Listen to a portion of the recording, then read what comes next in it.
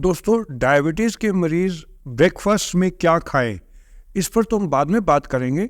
जो मेरी ओपिनियन में वो क्या ना खाएं, जिसके बारे में मैं आपसे बात करना चाहता था। मेरे ख्याल से जो ये फैड और ट्रेंड कॉर्नफ्लेक्स का आया हुआ है, इससे हमें बचना चाहिए, क्योंकि इंडिया में ये कॉर्नफ्लेक्स का ट्रेंड पिछले 20-30 साल से ही आया है। इससे पहले हम पराठा खाया करते थे दही के साथ वगैरह, बट वेस्ट से बड़ा एग्रेसिव प्रमोशन से ये तरीका आया है कि आप क्रिस्पी ये कॉर्नफ्लेक्स लें जो आपको टेस्ट में भी अच्छे हैं और इसमें वो मिनरल्स वगैरह भरपूर डालकर प्रैक्टिकली नो कोलेस्ट्रॉल कर इसको प्रमोट करते हैं। लेकिन आपको इसके बारे में कुछ सच्चाई जाननी ज़रूरी है। सबसे पहले तो ये कि इन कॉर्नफ्लेक्स का ग्लाइसेमिक इंडेक्स बहुत हाई होता है। ग्लाइसेमिक इंडेक्स क्या होता है?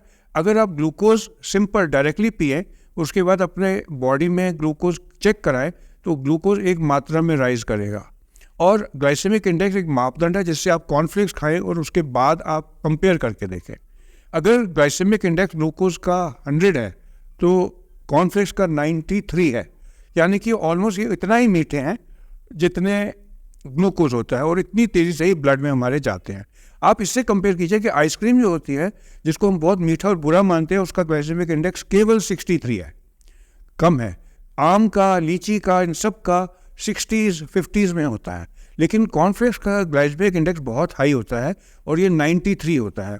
इन अदर वर्ड्स कि अगर आप कभी कॉर्नफ्लेक्स खाएंगे और उसके बाद आप अपने ऑफिस काम पे जाएंगे या बच्चे को काम पर भेजेंगे अपने ब्रेकफास्ट के बाद, तो उसके ब्लड ग्लूकोज लेवल के राइज बहुत तेज़ी से होंगे कॉर्नफ्लेक्स खाने के बाद।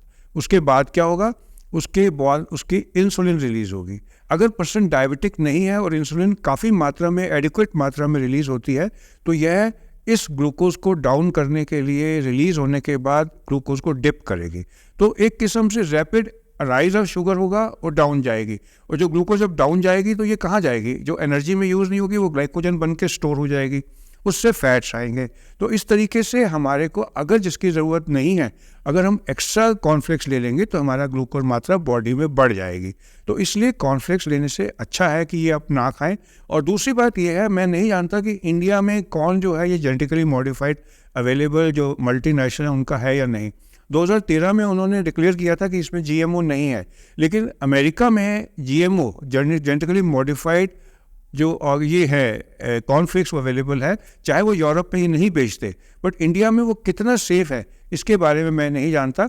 और ये कॉर्नफ्लेक्स में सिर्फ कॉर्न नहीं होता, इसमें हाई फ्रक्टोज कॉर्न सिरप होता है और बड़े सिंथेटिक्स होते हैं जिसको टेस्टी बनाने के लिए। तो इस वजह से इसका ग्लाइसेमिक इंडेक्स हो सकता है 93 से भी ज़्यादा हो, क्योंकि 93 जो मैंने आपको ग्लाइसेमिक इंडेक्स बताया वो कॉर्न का है, बट इन कॉर्नफ्लेक्स का कितना है ये कोई इन्फॉर्म ट्रायल मेरे नॉलेज में अभी तक नहीं है।